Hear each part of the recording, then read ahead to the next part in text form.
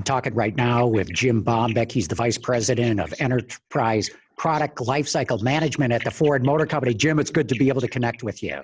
Yeah, good to see you, John.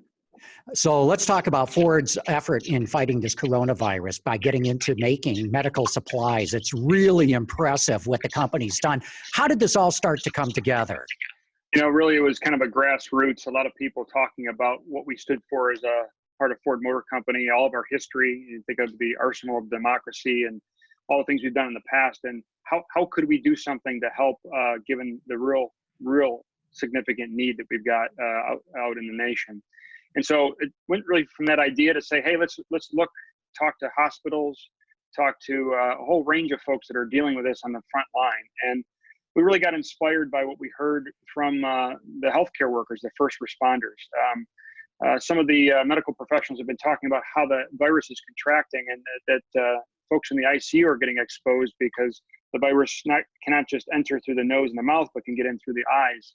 And that inspired us to reach out to 3M and figure out how we could help them work on things like a powered air purifying respirator.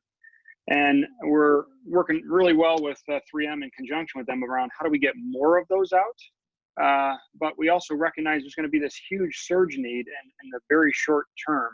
How could we get scrappy? And so we got a little team together called Project Apollo, inspired by Apollo 13. Just how do we look at what we have available in our parts bin on the automotive side, look at this basic device, which is really a high-tech device, but when you think about it at a macro level, it's pulling in air, filtering air into a pressurized hood. There are components in an automotive vehicle that we can leverage. So for example, we developed a prototype that leveraged heated and cooled seat fan motors and blowers, coupled with 3M filters and a battery pack off of a power tool. And so how do we use that as kind of inspiration for a design, a simplified design that we could then scale very quickly in parallel to what we're doing with 3M, leveraging our manufacturing expertise and the best of what they know, which is creating these pieces of equipment. I love the Apollo 13 analogy. I think everybody can identify with that. How did you even figure out to connect with 3M in the first place? We looked out to see who was actually strong in this space. And again, the inspiration came from talking to healthcare workers that they needed this level of protection. So I see, these PAPRs, which is the acronym for this, powered air purifying respirators. But there's like a portfolio of actions you could take to kind of protect the worker. So certainly everybody's using these disposable respirators and masks.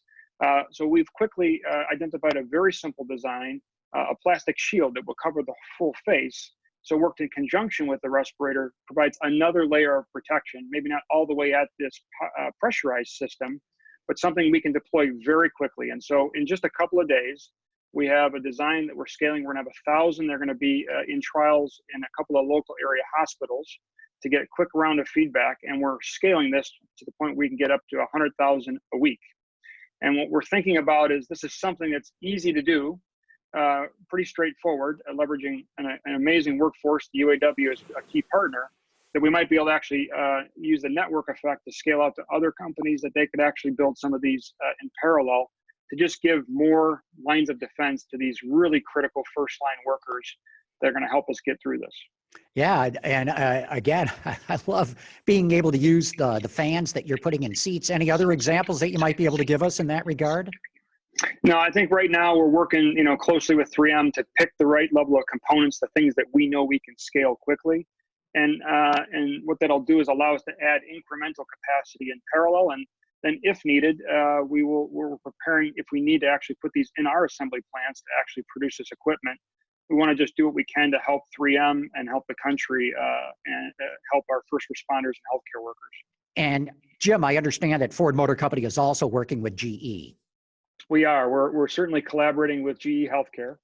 What we're working on is actually trying to take one of their existing designs that's well into the market, simplify it to actually be purpose-built for what we actually need in the short run. They've done some amazing work, and we're collaborating with them on design and manufacture around how do we take the simplified design and scale it to very large numbers. Again, the surge need in the short run is going to be very, very high. So we want to move very, very quickly. And by simplifying these units and leveraging all of their expertise in the healthcare industry, but also mashing it up with our expertise on scaling and manufacturing, we think we can move much, much quicker in parallel to helping them increase the throughput of their existing designs. How are you able to do this? I mean, it's so impressive to hear that you're working with GE and with 3M on improving designs, making things where they can ramp up very quickly. How are you pulling all that off? You know, I mean, everybody's very busy. We're all trying to work through this new way of working, being remote. But, you know, at the heart of all of our Ford employees, we just want to do what we can to help out. And so I've been overwhelmed with people reaching out, offering to help, an amazing long list of suppliers that have reached out. In fact, we're now talking about how do we actually leverage the full power of that, harness it in a way that we can actually multiply the effect of what not just we're working on, but many of our other supplier partners and our other OEMs are actively working on. How do we get this stuff out there quickly? Yeah, and that was going to be one of my next questions. How are you working with suppliers in this? Are they volunteering? Are you calling out to them, or how's it all coming together? Yeah, so we've got an incredible list of volunteers that are actually coming forward. In some cases, as we're working on these simplified designs, we're being very targeted where we know there are experts in the industry. We want to just go and pull them in, and everybody's ready to step up. So it's just been this amazing, whole industry level of collaboration where everybody just wants to find a way to figure out how they can do their very best to help. You mentioned too the UAW getting involved in that. I know there's been concern about workers going to plants, and you guys have shut down for the time being. Are these volunteers that are coming in, or how's that going to work? In many respects, I think this is at the heart of what Ford Motor Company is all about, is people just want to do the right thing. So we're getting great support from the UAW. We couldn't do any of this without the UAW. And just to get back to these very simple devices, these plastic shields as a simple level of incremental protection, we're going to be producing these with our UAW workers, and they're going to be taking all the necessary precautions to keep them safe, but also doing just amazing work to help everybody for the greater good. I got to imagine that in all the work that you're doing with suppliers, 3M, GE, and all that, is this going through the regular Ford system where you've got all the accounts, suppliers, qualified and in the system, so to speak? Is that how you're doing it? No, well, look, we're leveraging what we actually each have as strengths, and we want to actually approach it that way so we get fast response. So we're almost operating like a combined agile team. We break out of that cross-functional group and we go out and get the help that we need. We're not kind of getting caught up in any of the red tape. In some cases, it might be faster for us to just source a tool to get it moving, and we'll sort it out all out later. We're not worried about the financial side of this. It's just how do we help, because time is the enemy here. Time is the enemy, and I was so impressed when you talked earlier. You're going to get 1,000 of the masks out to local area hospitals in the Detroit area. My understanding is that's coming very quickly. Oh yeah, they're out and deployed today. So we're going to be getting some quick feedback from them, see if we need to make any enhancements to design while we're actually scaling up in the background with those levels of design. And we're also thinking it's simple enough that this might be something we could package up and offer up to other companies to actually produce in parallel. The key here will be that we're synchronized in pulling on the material supply so that we get everybody kind of rowing the boat to get as much of this out there as possible, and actually be open to other ideas from everybody around how we can just be more productive, more effective, and get the right stuff to the right people. We're going to have to pull on the government to help us in terms of getting the distribution. So we're actively collaborating with government agencies around how best to get this to the right folks where they need it the most. Jim, it's really impressive to see how Ford Motor Company and GE and 3M and others are working together. Kind of reminds me of the whole effort that became known as the Arsenal of Democracy. It sure does, John. In fact, that was some of the early inspiration. We just wanted to figure out, in times of need, the companies always just put that need first and stepped up to figure out how we could help. That was the basic question. What could we do? How might we help in some way?